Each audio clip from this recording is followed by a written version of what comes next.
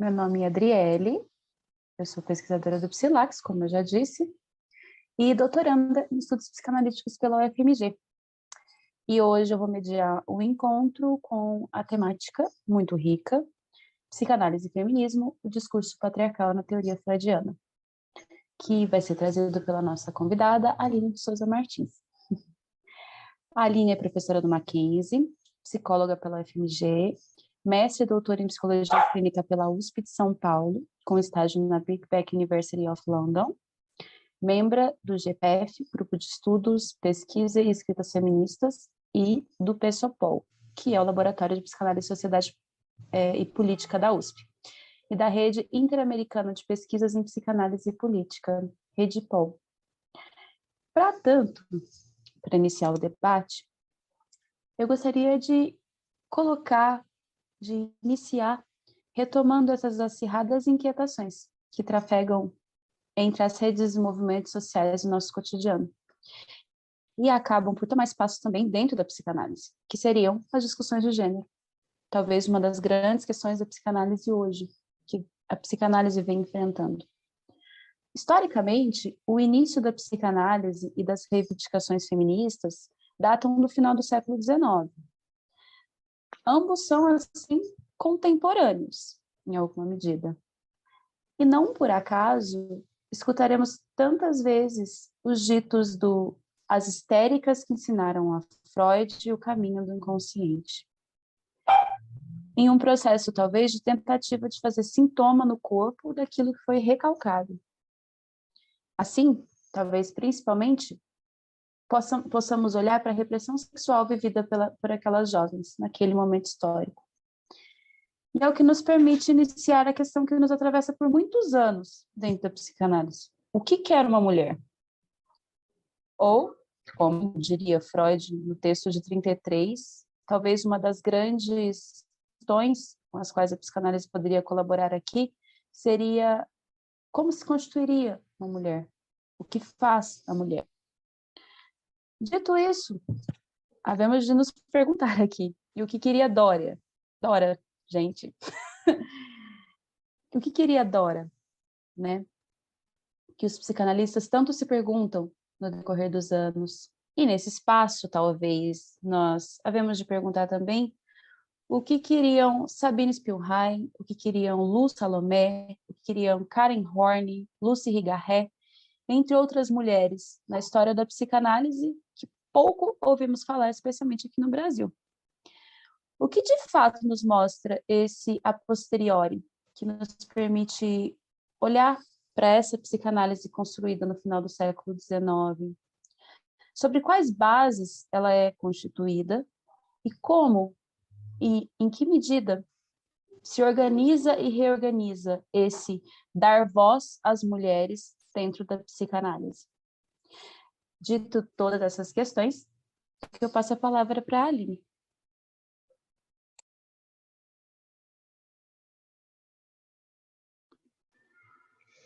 Belíssima introdução, Adriele. Muito obrigada, adorei. E queria começar agradecendo o convite, né, de vocês para vir falar sobre esse texto. E para continuar uma interlocução aí entre o grupo de vocês, né, que estuda gênero e psicanálise, e o nosso grupo também de São Paulo, que estuda gênero e psicanálise, que é o GPF, né, que a gente tem também trabalhado nesse mesmo tema. Então, eu preparei uma fala para vocês que tem a ver com um sonho de texto que eu quero fazer algum dia, né? Que é um sonho de texto que vai escrevendo no texto, e o que não pode aparecer no texto vai aparecendo nas notas de rodapé.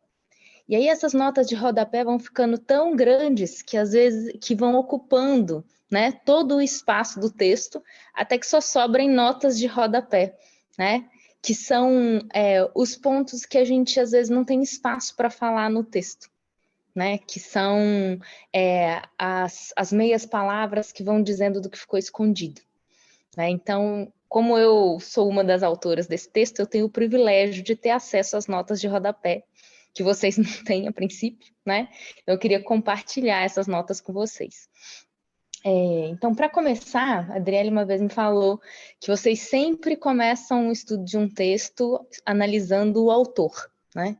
Então, eu tenho uma posição privilegiada aqui para analisar o autor e falar sobre ele, né? Visto que um deles sou eu mesma.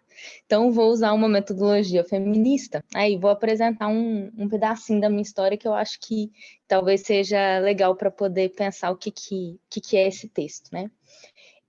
Eu sou nascida no Mato Grosso do Sul, onde eu estou agora, na casa da minha mãe, né? E no Mato Grosso do Sul, né, a minha família é uma família que tirou por, né, toda a história que eu conheço, seu sustento da terra. E eu sou uma das primeiras pessoas que não tira o seu sustento da terra, né? Que tira o seu sustento das letras. E como vocês podem imaginar, essa é uma história que tem a ver com violência, né? E tem muito a ver com patriarcado. O resto da minha família é de Minas Gerais, né? Que também tem a ver com a terra, né? Que também tem a ver com o patriarcado, embora eu acho que com um pouco mais de refinamento assim, cultural, né? Em Minas eu encontrei um patriarcado um pouco diferente, que eu acho que vai mais no sentido de preservar a família, né? E eu tive a sorte de ir fazer graduação na UFMG. Né? Eu vi aí a Sofia, a Sara, a Adriele falando, né, que estudaram na UFMG. Eu fui uma estudante da UFMG e fui uma das primeiras que estavam nesse lugar, né, não cheguei a ser bolsista, mas fui uma trabalhadora voluntária muito assídua. E aprendi muito, né? Acho que devo muito do que eu sou hoje ao que eu pude estudar nessas paredes aí, né? E das conversas que eu tive no café comendo pão de queijo. E aí eu queria começar com uma das frases que mais me marcaram no começo do meu estudo da psicanálise, que foi na disciplina de psicanálise 1, eu fiz ela com uma pessoa bastante notável, né, que já era notável na época, mas que ainda hoje é uma referência em psicanálise freudiana, que é a Ana Cecília Carvalho. E uma das frases que ela me falou que mais me marcaram, né, foi porque eu sempre fiz muitas perguntas, né? Vim de escola construtivista, então acabei perturbando muito os meus professores, né? Principalmente com relação a algumas das frases que a Adriele falou no começo da apresentação, né? Por que a pergunta é o que querem as mulheres e não o que querem os homens, né? Por que o Édipo nas mulheres ele é tão diferente do Édipo nos homens? E por que ele é marcado pela falta? Né? Por que que a gente pensa em inveja do pênis em meninas tão pequenininhas que às vezes nem sabem o que significa fazer xixi em pé ou fazer xixi, né, sentado, né, ter mangueirinha, não ter mangueirinha? Por que todo o nosso psiquismo vai ser orientado a partir do falo, né? Então, essas perguntas me inquietavam e eu inquietava os meus professores com elas, né? E eu lembro que uma vez, na imagem que eu tenho na cabeça, numa das aulas da Ana Cecília, ela me respondeu bastante irritada já, né? Aline, Freud não entendia de mulher, né? Ele falou várias vezes isso, que ele estava dando chutes, mas ele não entendia de mulher. Né? Para de perguntar sobre isso, você não vai encontrar aqui. E aí, assim, eu acho, ela me ensinou várias coisas, mas eu acho que essa foi a mais marcante. Porque ela confirmou algo que para mim já estava muito, muito difícil de lidar, né? E aí eu parei de estudar psicanálise, tranquei a psicanálise 2 e fui estudar psicologia social, estudei representação social com o Adriano Nascimento, né, fui estudar Foucault, né, fui Marx, para onde as pessoas estivessem explicando sobre política, eu estava interessada. E aí eu consegui voltar para a psicanálise quando eu comecei a ter aula com a Andrea, né, porque ela começou a falar sobre psicanálise política e estudar jovens que estavam em medida socioeducativa. E o meu retorno para a psicanálise foi estudando, então, os textos sociais do Freud, né, para tentar entender fenômenos sociais a partir da psicanálise, porque eu também fiquei bastante intrigada, né, em como intervir. E que eu acho que o inconsciente, ele ajudava muito a compreender, né, os fenômenos sociais, mais do que eu, a princípio, gostaria. Então, eu voltei para estudar esse tema e aí fiz meu mestrado, né, sobre o tráfico de drogas, a guerra do tráfico de drogas, né, pensando como fenômeno social e político. E no doutorado, quis voltar para estudar psicanálise política. E a minha ideia inicial foi estudar os documentos, né, arquivos, que tinha uma metodologia do Stefan Frosch, que era uma metodologia de estudar através dos arquivos o que ficava encoberto da história da psicanálise. E eu estava muito interessada em entender que a política sempre esteve ali, né?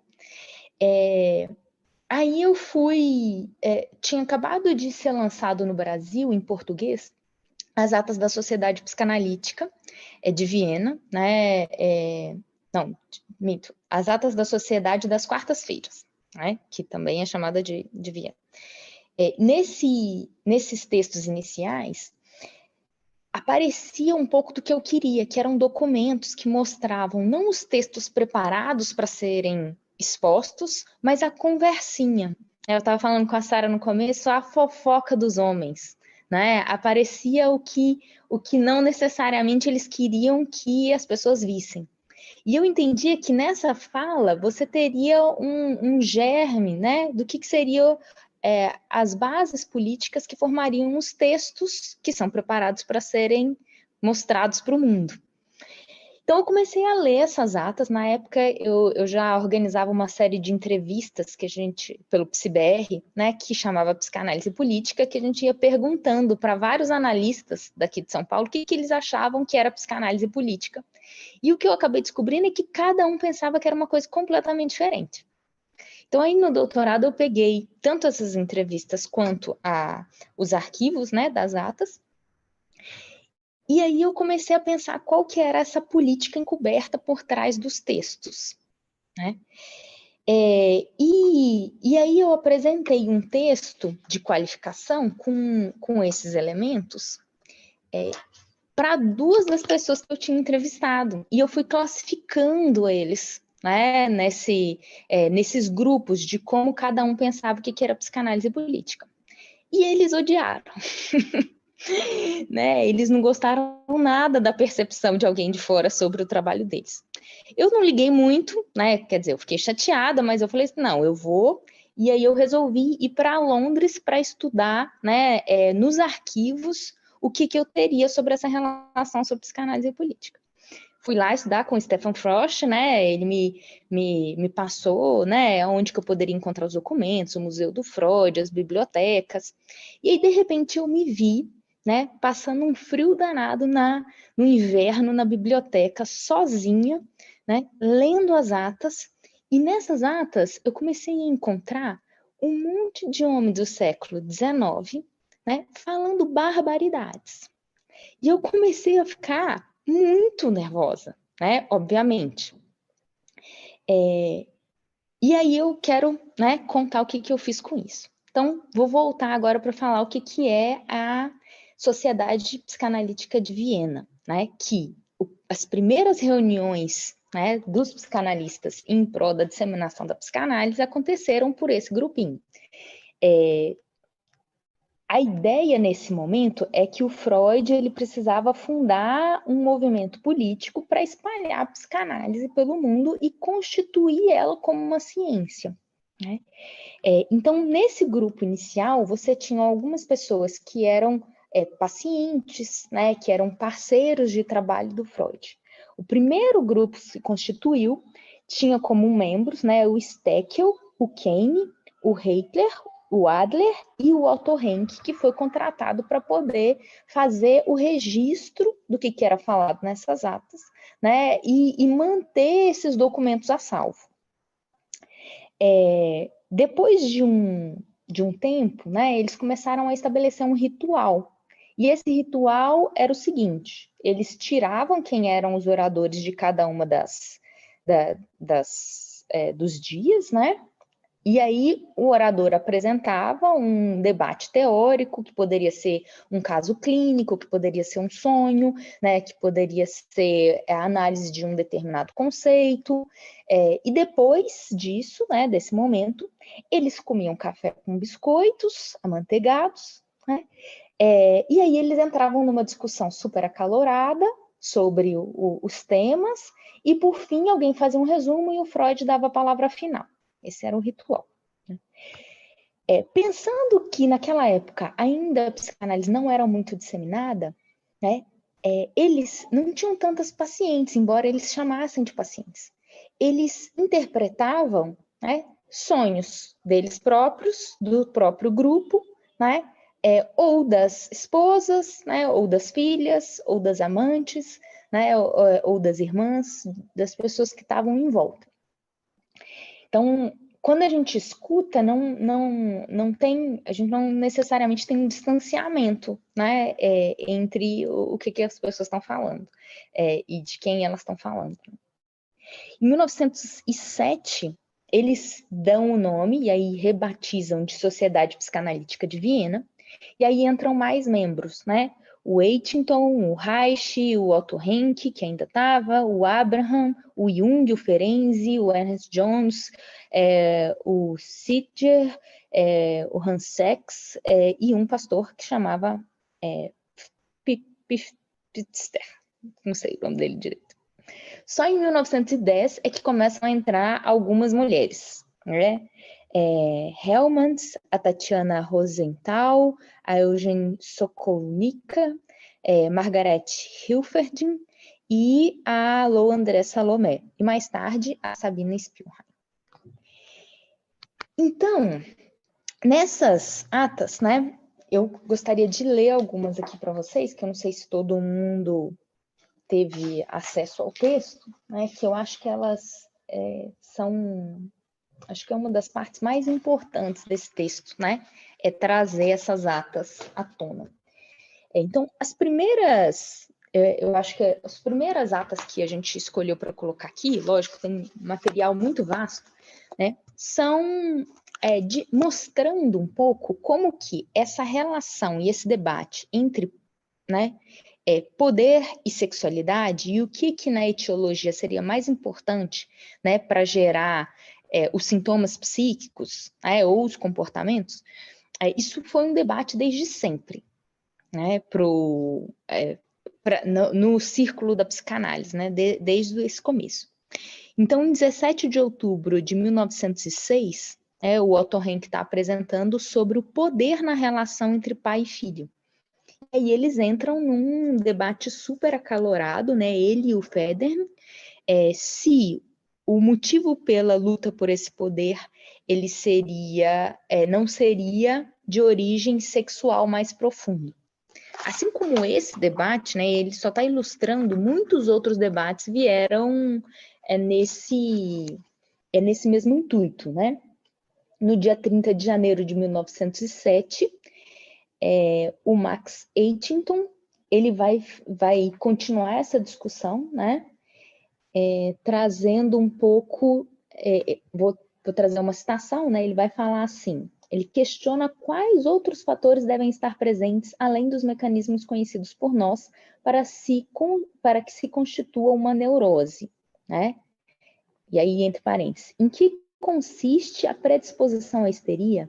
Deve ter em conta fatores sociais?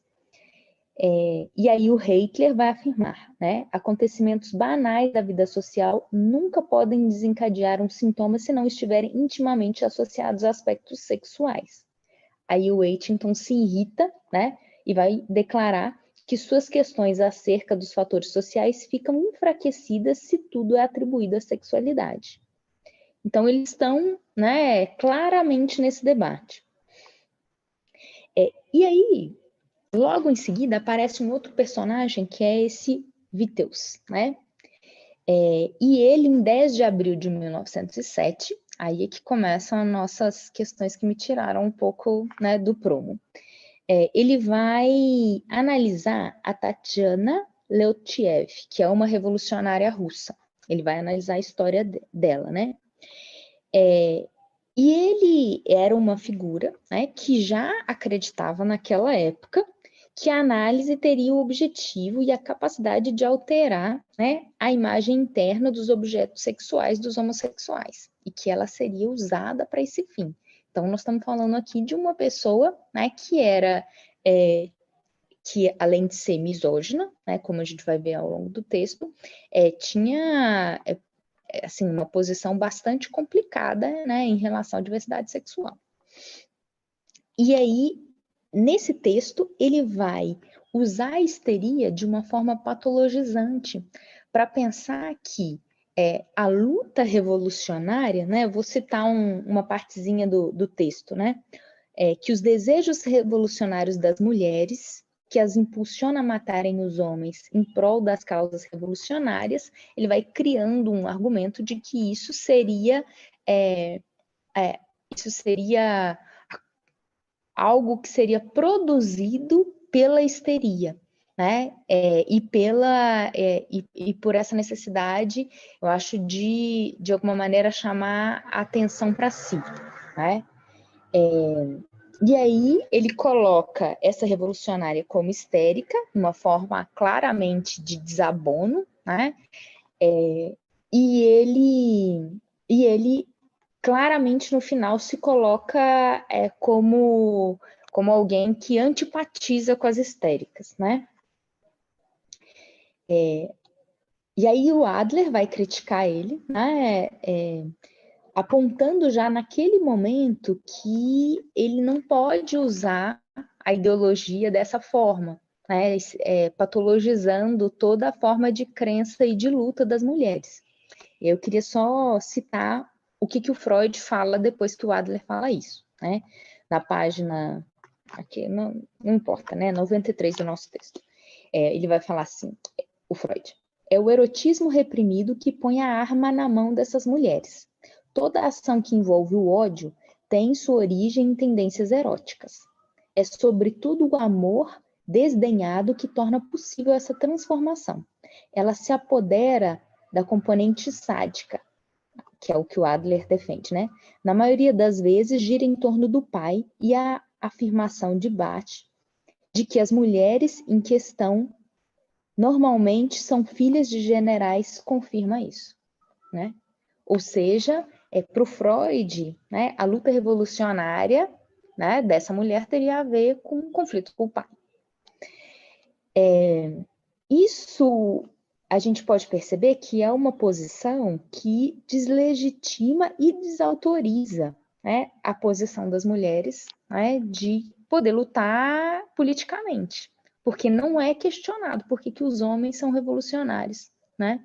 Ninguém nunca diz que os homens são revolucionários por causa da configuração familiar deles, ou por questões sexuais ou patológicas, né?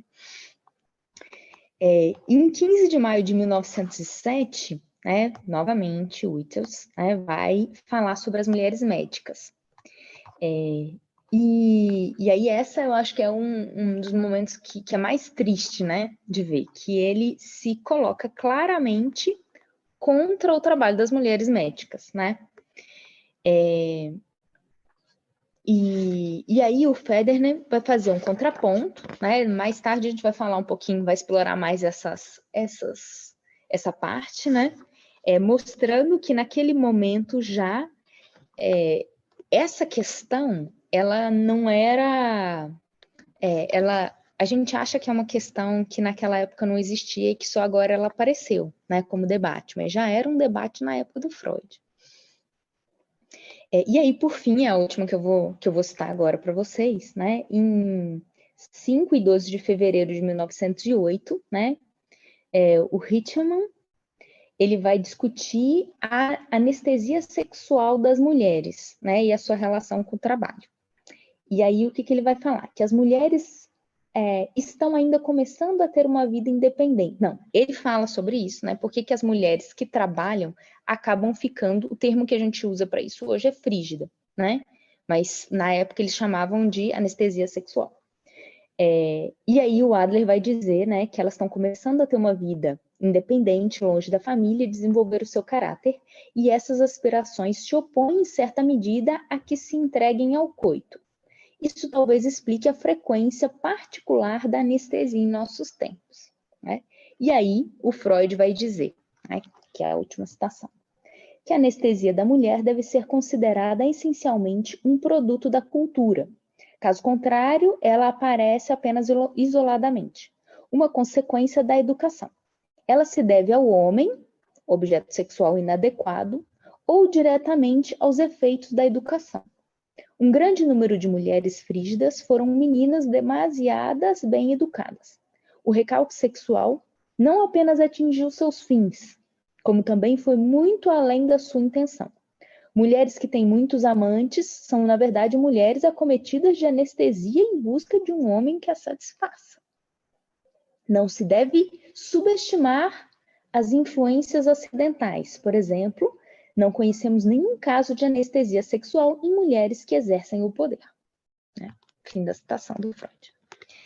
Então, com essas citações, o que a gente pode ir percebendo, né?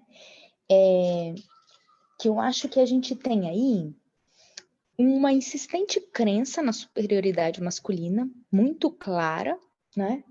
E que coloca a mulher no lugar de outro de uma maneira inequívoca, né? Eu não estou dizendo que a gente não tem, por exemplo, os negros como esse lugar de outro também na psicanálise, né? A gente tem outros, mas aqui eu quero falar especificamente do lugar de outro que é colocado a mulher, né? E a gente percebe que nisso existe um problema, tanto no conteúdo quanto na forma, porque são um grupo de homens, né, que provavelmente não fizeram os biscoitos que eles estavam comendo, né, e conversando sobre a sexualidade feminina a partir de um ponto de vista deles, né, a partir de um ponto de vista absolutamente externo. E aí, eu, particularmente, quando me vi lá sozinha, né, gastando meu tempo do doutorado estudando isso, eu fiquei pensando que tem um problema de forma, porque eu poderia gastar 4 anos provando por A mais B que a política sempre esteve na psicanálise, né? E que a maneira dela estar na psicanálise, uma delas, é por meio dessa posição em relação às mulheres, né? Que vai ser reiterada pela forma que a teoria é construída. Só que as pessoas que corroboram hoje em dia, muitas vezes de formas mais refinadas do que esses homens fizeram lá atrás, né? Com essas teses, e principalmente não só com as teses, mas com a posição de poder que as teses também defendem, eles criariam outras teses para refutar, né? E eu passaria a minha vida inteira tentando debater com essas pessoas sobre pontos que interessam a eles.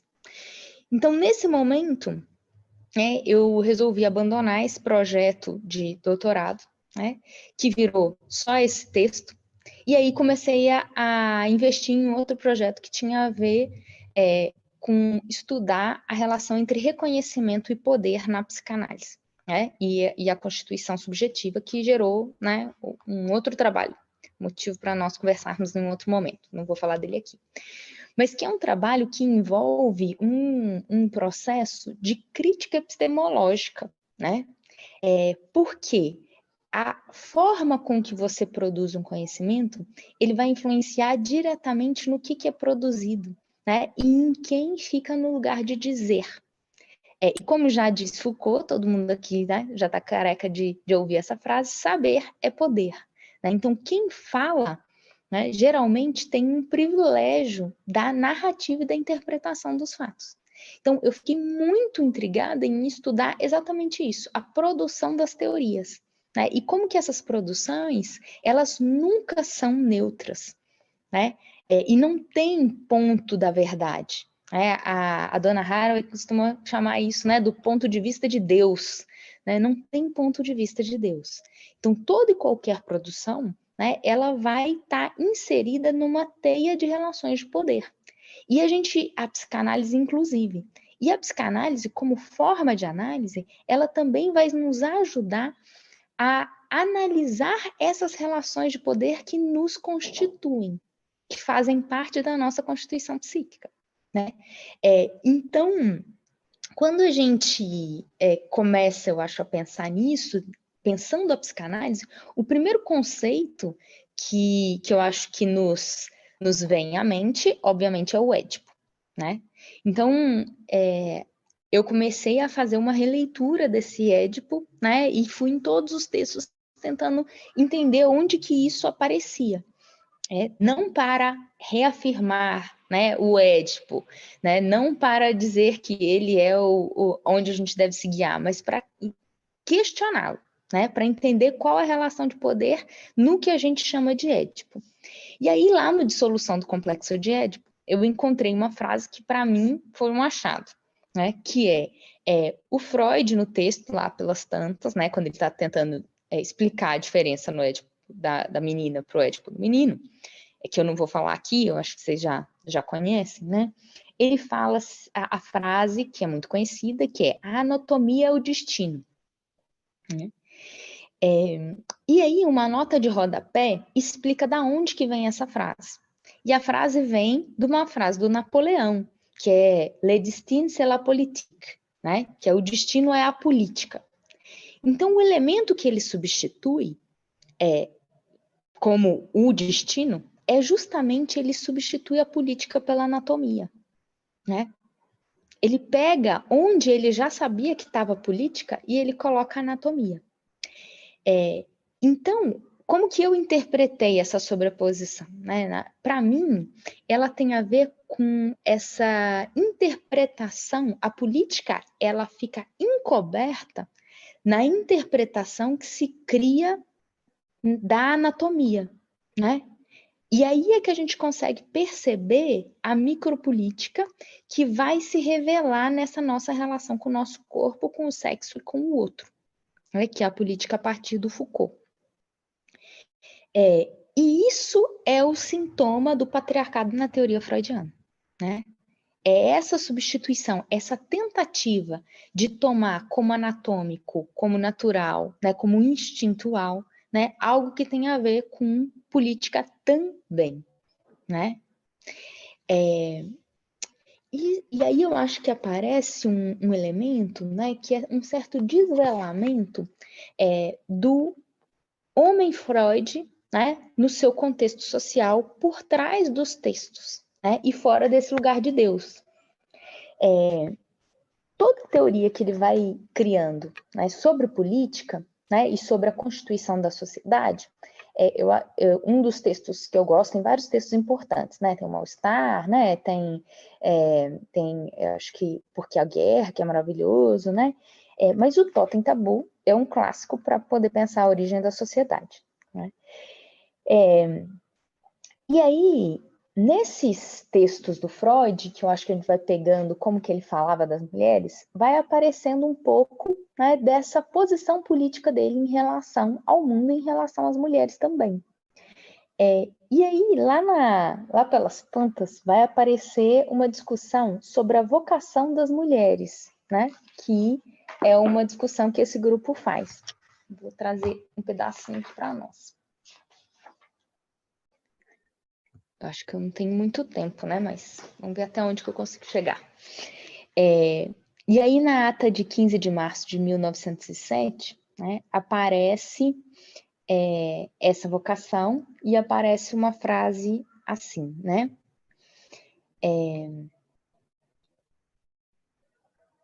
que a verdadeira vocação das mulheres seria atrair os homens, e o interesse das mulheres em estudar medicina viria da necessidade de sobrepujar outras mulheres. Esse é mais ou menos o que eles estavam falando.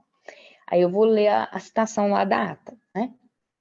Quanto mais histérica for, tanto melhor será seu desempenho como estudante, pois a histérica é capaz de desviar sua pulsão sexual do alvo sexual.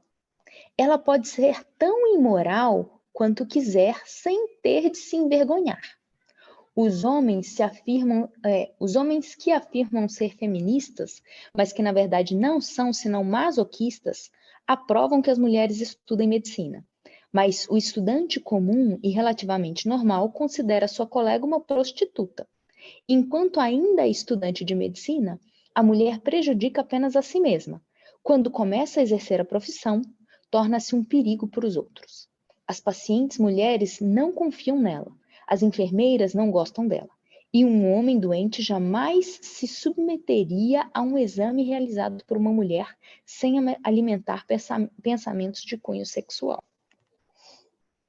É, no mínimo complicado, né, gente?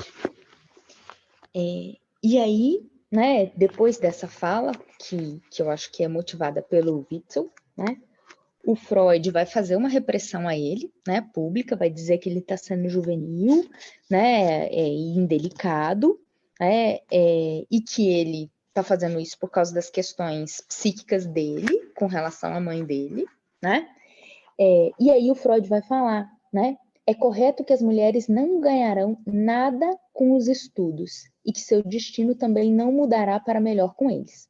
As mulheres também não se comparam ao homem no tocante à sublimação da sexualidade, né? Apesar dele questionar, né, e criticar abertamente, né, o nosso colega, ele tem uma posição bastante clara também, né? E aí eu comecei a pensar da onde que vem essa posição dele com relação a esse destino das mulheres. E eu encontrei um texto muito bacana, que é um texto da Carole Pateman, né, que vai trabalhar ele vai trabalhar um pouco a origem, né, do contrato social como um contrato sexual, né? E essa sobreposição, na verdade, é o que fica encoberto quando a gente fala do contrato social.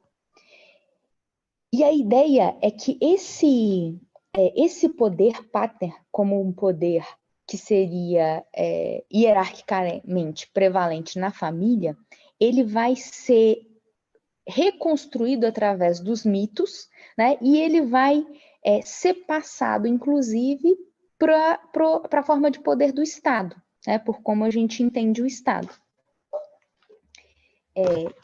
E aí eu quero trazer na página 102 uma frase que é uma frase da Pateman, da Pateman, né, da Carole Pateman, que ela vai falar esse uso do poder do pai como prevalente dentro da sociedade, né, e o uso do termo patriarcado, ele é bastante questionado até dentro dos próprios movimentos de gênero e feministas, né, e para ela é muito importante, né, ela vai falar assim, que esse é o único conceito que se refere especificamente à sujeição das mulheres, e que singulariza a forma de direito político que todos os homens exercem pelo fato de serem homens. Se o problema não for nomeado, o patriarcado poderá muito bem ser habilmente jogado na obscuridade, por debaixo das categorias convencionais de análise política, né? Que quando a gente insiste em não falar sobre essas linhas de poder, elas só se perpetuam. E aí isso também é o que a Bell Hooks fala. Ela vai dizer que muitas vezes, quando ela insiste em falar sobre o patriarcado, né, quando ela insiste em falar sobre o patriarcado, ela usa um termo grande, né, capitalista, imperialista, de supremacia branca, ela sempre vê as pessoas rindo, debochando, né, que é uma forma que a gente conhece na retórica, né? Que é uma forma muito fácil de você inviabilizar o outro como um oponente digno de uma discussão de igual para igual, né? Você desautoriza ele em seu lugar. E ela falou que ela começa a perceber muito isso, né? Que é uma forma, né, do próprio sistema patriarcal, né, e combatendo qualquer questionamento. E aí ela vai trazer uma definição que eu gosto muito de patriarcado. Ela fala assim, que ele é um sistema político-social que insiste que os homens são inerentemente dominantes, superiores a todo e a todos considerados fracos, especialmente mulheres, e dotados de direito de dominar e governar os fracos e manter esse domínio através de várias formas de terrorismo psicológico e violência, né? Eu não sei vocês, mas eu conheço muito disso, né? Não só nos meios familiares, né? Mas nos meios acadêmicos, né? Nas conversinhas de bares, né? Nos grupos dentro das universidades. Quem consegue falar e quem é interrompido, né? Quem é escutado, quais são os preferidos, né? Então, eu acho esses dois conceitos muito relevantes, né, para a gente manter quando a gente está estudando a psicanálise, né? E não para a gente abrir mão dela, né? Mas para a gente conseguir compreender quais as linhas de poder com as quais a gente está lidando quando a gente está ouvindo uma pessoa construir a narrativa da sua vida, né? Porque quando a pessoa vai dizendo de si, ela está dentro dessa teia. E faz parte do processo de análise a gente conseguir analisar, inclusive, essa teia, né? E aí a Carole Pattman, ela continua, né, pensando nessa origem da sociedade como a origem, né, do contrato sexual que submete as mulheres, né? Ela vai dizer que esse poder do pai, que a gente considera na família como um poder que vem do laço sanguíneo, ele não vem do laço sanguíneo. Muitas vezes, né, esse lugar desse poder, ele exerce influência não só nas pessoas que têm um laço sanguíneo, mas nos enteados, né, nas pessoas que trabalham perto, né, em todas as pessoas que têm laço sanguíneo ou não. Então, ela chama esse poder de uma ficção legal, uma ficção da nossa estrutura social. Que vai manter essa obediência, né, ao chefe patriarcal, numa criação de uma suposição de saber, sustentada por essas histórias de origem, né, de onde que vem. Vários contratualistas, o Locke, o Hobbes, o Rousseau, né, eles vão interpretar que esse direito paterno, ele vem no contrato do casamento, no qual as mulheres supostamente trocariam obediência por segurança. Olha isso, né, gente? Da onde que vem? É uma suposição que o casamento, ele é um contrato, vou repetir, tá? Só para a gente pensar bastante nisso, né? Casamento como um contrato no qual as mulheres trocariam obediência.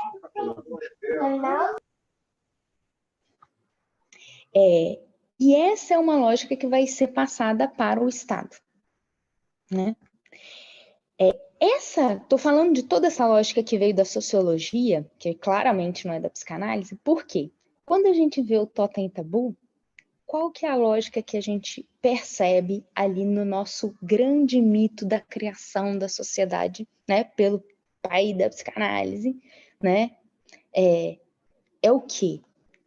Os filhos assassinam o pai porque ele é o detentor de todas as mulheres, ele tem acesso a todas as mulheres, acesso sexual, né? E quando eles matam, sobra esse lugar vazio. Quem ocupar esse lugar vazio corre o risco de ser morto, né? Porque o pai já foi morto e ele era o Todo-Poderoso. Então, os irmãos, eles têm que deixar o lugar desse poder pater, né? Como um lugar vazio. E aí nasce a lei. A lei vai ocupar esse lugar, né? E eles precisam começar a colocar representantes nesse lugar, para que esse representante, como ele é escolhido pela maioria, ele também não vai sofrer essa violência, né? Esse é o poder que vai virar o Estado, né? O Estado vai representar esse tipo de poder, que é também o poder, né, de ter acesso às mulheres nesse lugar. Então, isso, né, numa análise da Carole Pattman, é o que reedita na teoria freudiana a ideia desse contrato sexual.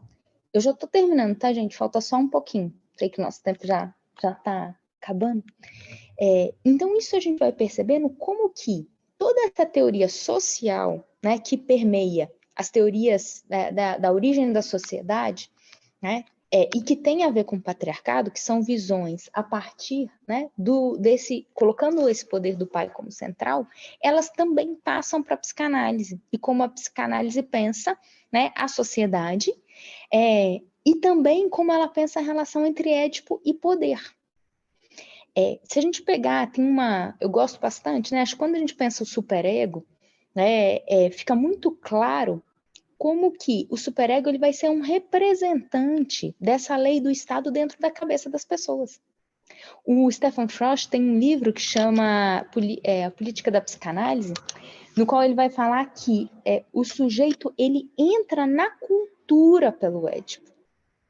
O Édipo ele não só é a etiologia, né, das neuroses, né, ou do comportamento sexual, da escolha de objeto, né, mas como o sujeitinho, né, ele apreende a hierarquia dos lugares de poder na sociedade. E aí ele vai falar que nessa relação com esses cuidadores primários, a gente vai gerando um estado dentro da nossa mente, que vai ser reproduzido pelo superego, que são essas leis e, consequentemente, esse poder familiar que vai ser hereditado, né? Então, quando a gente faz uma análise de uma mulher, geralmente, em muitas daquelas análises que a gente viu, muitas vezes, qual que é a ideia, por exemplo, da Dora, né? A Adriele citou a Dora e o Dória, né? Que eu acho que é mais uma vez a política, né? E o gênero se interpondo, mas na Dora, qual que era a direção de tratamento? Que ela que ela aceitasse, né, o seu lugar de não potência ali, né, que ela se conformasse com o que estava sendo oferecido. Então, isso é o que mostra para a gente que realmente existe uma relação entre o patriarcado e a constituição, né, de alguns dos nossos conceitos mais importantes na psicanálise. E algumas mulheres já viram isso antes, né? Então, duas mulheres importantes aí que eu acho que fizeram uma crítica da psicanálise, não no sentido de destruição, tá, gente? Mas no sentido de revisão para que consiga resistir, para que ela seja útil ainda. Né? Uma delas é a Juliette Mitchell, que começou a escrever em 1974. Né? 74. Tem muito tempo. Né? É muito importante que quando a gente escute alguém falar, né, de um conceito novo de crítica feminista, né, à psicanálise, e fala que acabou de inventar, a gente fala, né, vamos ler um pouquinho, né, as feministas, né, do século passado. Não precisa ir nas mais recentes. Elas já falaram um monte de coisa que um monte de gente fica falando como se fosse uma invenção da roda atual, que é mais uma vez tentar se colocar no lugar de poder e de saber, né, em relação a tudo e todos, e todas, e todes, né? Então, a Juliette Mitchell, ela vai falar que a psicanálise, ela funciona não é porque ela descreve o natural, o instintual, né? Ela funciona porque ela consegue descrever muito bem como o patriarcado funciona na vida das pessoas, né? E pegando por isso, a gente tem uma chave de leitura que ajuda a gente a fazer análises incríveis, né? Porque não há como separar a psicanálise do patriarcado, né? Como não há como separar do racismo, como não há como separar, né, de uma posição colonial. Outra teórica que descreveu, né, e que eu acho que a gente não vai ter tempo de aprofundar no trabalho dela, esse processo, é a Jessica Benjamin. Ela vai fazer uma análise do complexo de Édipo e vai propor que a gente repense o Édipo a partir dessa posição inicial, que é a misoginia, né, e o desejo das mulheres que é impedido.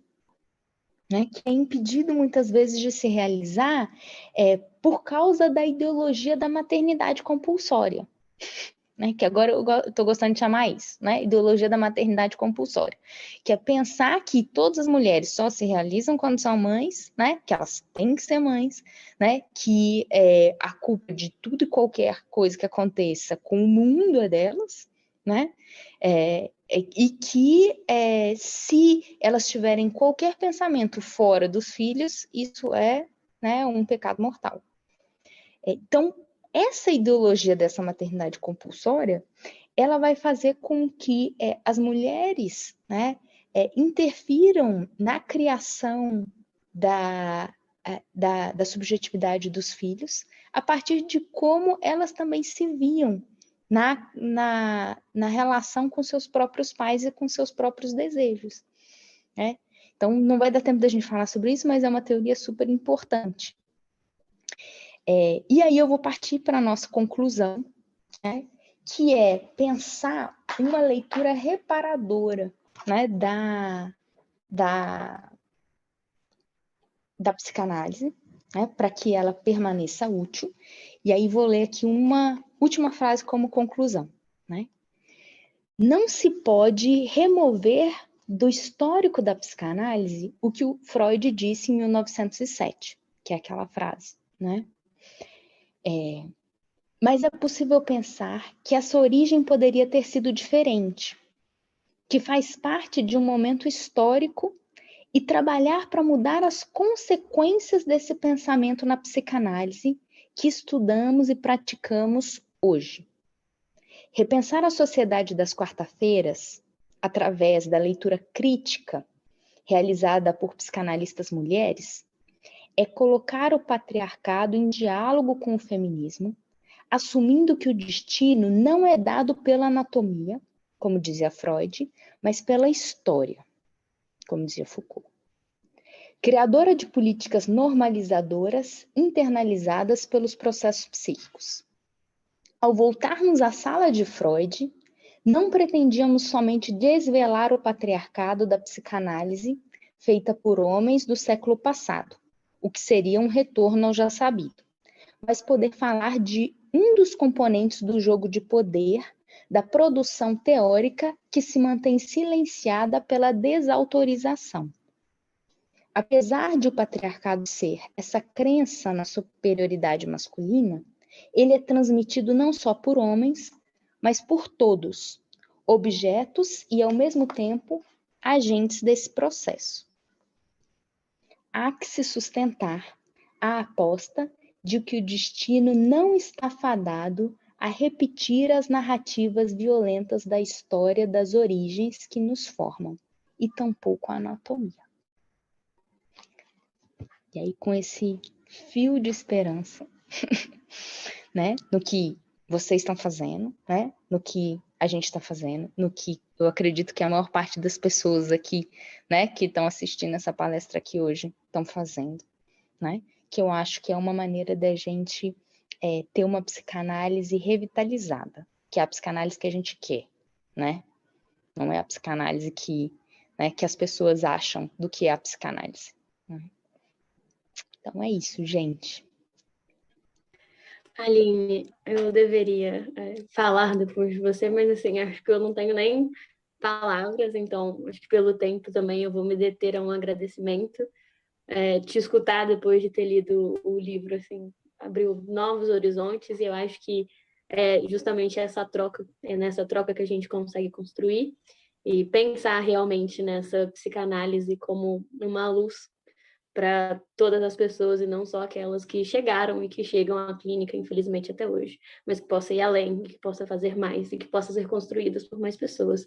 Você agradeceu quando você começou a falar, mas quem agradece é a gente, assim, sempre um prazer ter gente de fora que corrobora e que faz, e que trabalha e que luta por uma psicanálise subversiva, igualitária e tudo isso que a gente espera que ela realmente seja um dia. Dito isso, muito obrigada novamente, foi um prazer te escutar.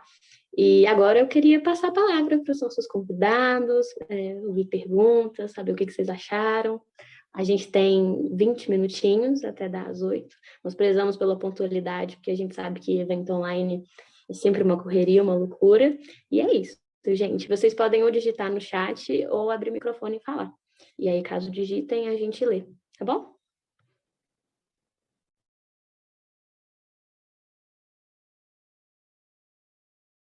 Aline, só tem uma pessoa que perguntou aqui no chat se a questão da maternidade compulsória é você quem diz, ou tem algum autor que faz usa esse conceito. Não, só deixando claro, assim, né? Essa questão da maternidade, né? Chamar de maternidade compulsória, provavelmente alguém já deve ter dito, assim, mas foi uma brincadeira que eu fiz agora, né? Que eu faço geralmente nas minhas aulas, mas, tipo, esse tema e usar dessa forma é dito por várias pesquisadoras, né? Uma das que eu mais gosto é a Silvia Federici, que ela é uma historiadora, né? Ela escreveu Caliban e a Bruxa, e ela vai analisar como que o controle sexual e o controle reprodutivo das mulheres vai ser uma peça importantíssima no capitalismo, né, e na passagem do feudalismo para o capitalismo, como uma forma de controlar a reprodução e a produção de novos cidadãos para serem trabalhadores dentro do sistema. Então, lá é bastante importante. A Jéssica Benjamin, ela também escreve, né, sobre esse lugar da maternidade. A Badinter, ela também escreve sobre isso. E a Chodoró, né? Também tem um trabalho bastante importante sobre esse lugar dessa maternidade como ideologia. Acho que são boas referências.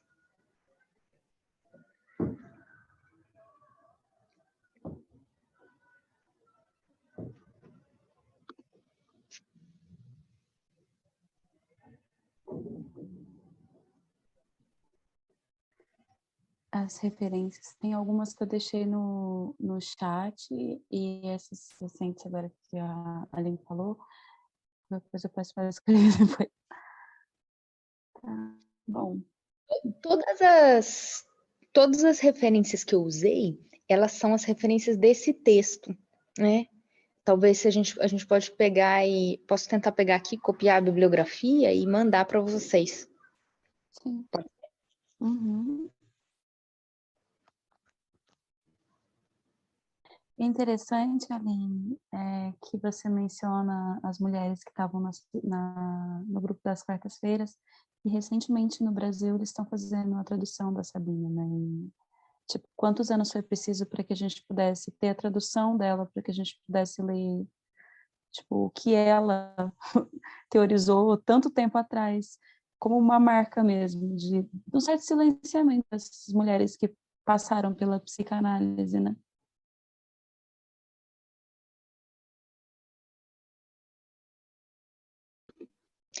E eu tive o prazer de entrevistar, né, uma das organizadoras da obra da Sabrina, né, e ela foi descrevendo um pouco o processo de apagamento da obra da Sabina, não só como uma psicanalista importante, mas como a criadora do conceito de pulsão de morte, né? Que ela aparece só numa nota de rodapé do Freud, né, como se ela não tivesse sido a primeira a falar sobre isso. Né? Então, ela vai demonstrando, e eu acho que vários estudos falam sobre isso, né, que o patriarcado ele aparece muito na forma, né, e ele aparece fazendo com que as mulheres desapareçam. Né, e como que isso é ardiloso, assim, né? Então, acho que é uma ótima lembrança, realmente.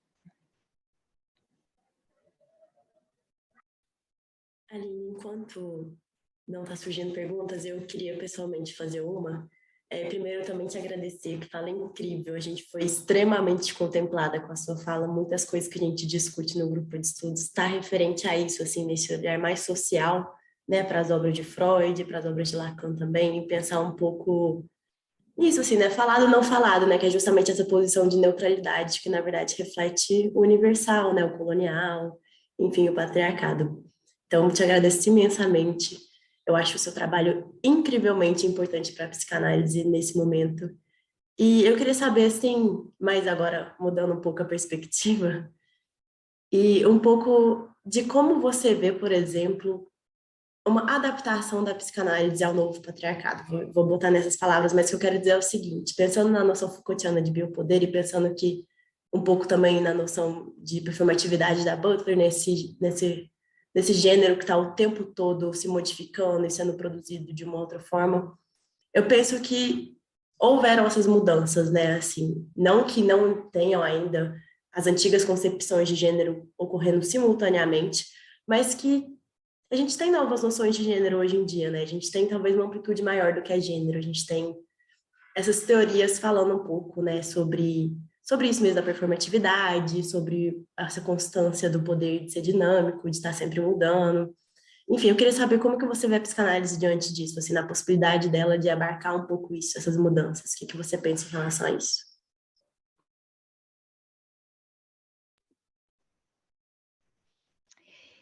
Eu acho Sofia, essa é uma pergunta, assim, muito importante para nós hoje, né? Porque eu acho que é muito fácil olhar lá para o Freud do século passado sem ver como a gente mesmo está reproduzindo algumas formas, né? Então, eu penso um pouco... Eu lembro da Miriam Debye, né? Quando ela conta, e eu acho uma graça, né? Ela conta que quando ela defendeu o doutorado dela, e ela falava sobre psicanálise política, uma das pessoas da banca falou, isso não é psicanálise, isso que você faz, né? E eu fico pensando assim, como é muito fácil para algumas pessoas se colocarem no lugar de dizer o que que é e o que que não é a psicanálise, né? E aí hoje em dia todo mundo fala sobre psicanálise política, tá ok, né? E ninguém questiona mais esse ponto. Mas tem outras coisas que continuam como isso não é psicanálise, né? Que é, por exemplo, quando a gente... eu acho que tem surgido diferentes estudos sobre o gênero hoje de formas, eu acho que diversas, né? Então, a questão de como que a psicanálise vai lidar, né, com... o Eduardo Cunha Leal chama das transidentidades, né? Eu acho, assim, muito uma questão que tem a ver com a atualidade do gênero, né?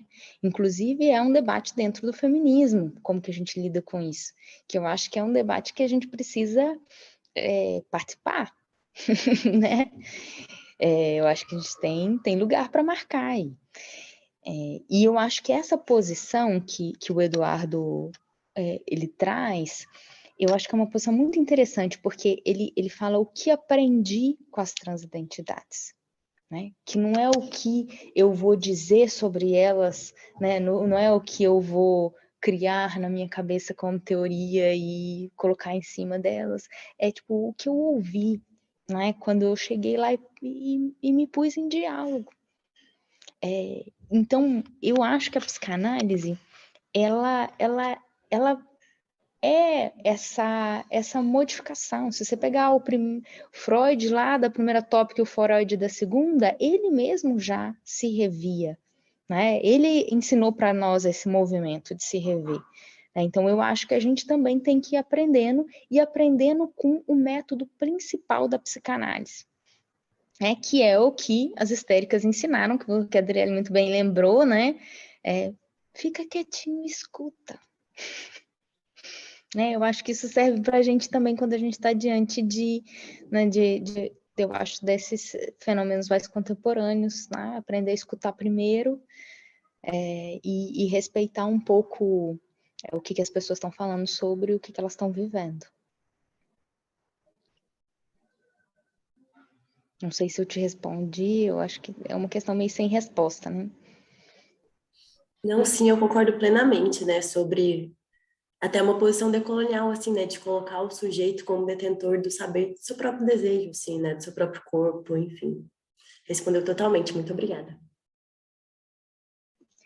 E eu queria só acrescentar uma coisa, né? Porque algo que eu sempre tenho ficado muito preocupada é essa questão da forma, porque eu acho que as mudanças elas vêm muito mais pela forma do que pelo conteúdo em si, né?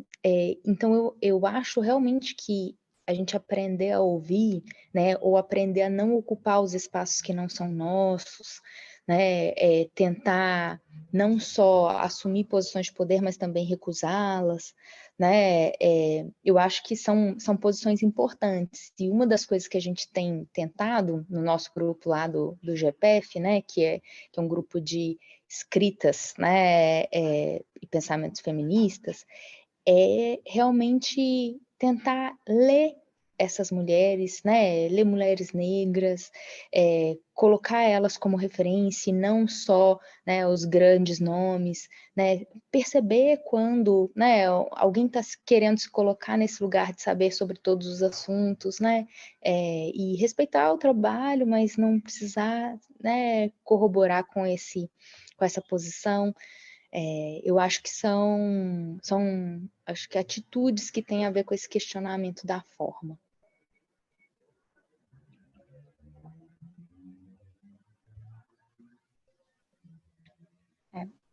Aline, curioso, porque te ouvir falar e te ler me traz um monte de questões e me faz perguntar, tipo, milhões de coisas. Eu concordo com o pessoal que estava falando que preciso digerir, preciso pensar.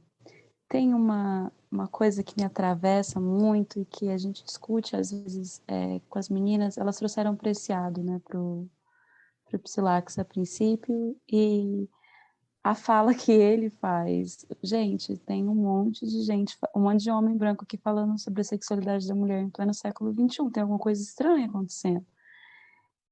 E aí ele aponta uma questão que eu acho muito importante, eu acho que o seu texto vai costurando isso em alguma medida quando você fala desse ponto de vista da onde a psicanálise vê, do Édipo a partir desse lugar masculino. E essa semana a gente fez até um grupo de masculinidades e eu fiquei pensando um pouco essas questões com o Vinícius, e eu ia te perguntar um pouco disso, a partir da pergunta da Sofia. A diferença sexual, ela tem que ser essa base para a constituição